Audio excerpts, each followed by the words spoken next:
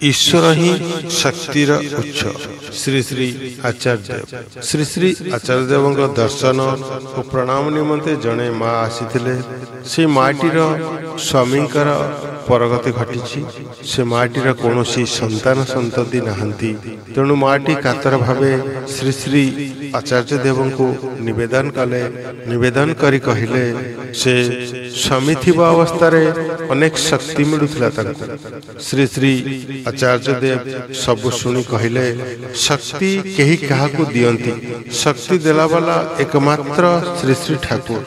किए 2 दिन आगे किए 2 दिन परे जीवे, यहाँ ही सृष्टिर नियम। यही जुक्तिटाकू बुझिबाकू हेबो।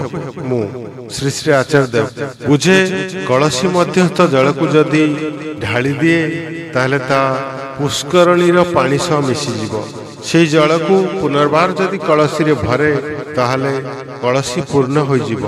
पुष्करणीर पानी और कलसीर पानी एटा ही तफात। शरीरटा कलसी, पुष्करणीटा ही होउची ईश्वर, यहाँ ही होउची भवनार पद्धति।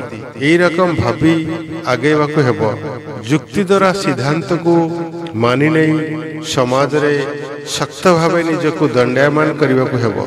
परम पूज्यपाद श्री श्री आचार्य देव आलोचना पत्रिका अश्विनीर ऑडियो अनुवाद आपण मानकर सर्वविध मंगल कामना करे। श्री श्री ठाकुर आपण को से शक्ति दियंतु, शांति दियंतु, स्वस्ति दियंतु एवं पारिवारिक जीवन सुखमय हो। रहली जय गुरु।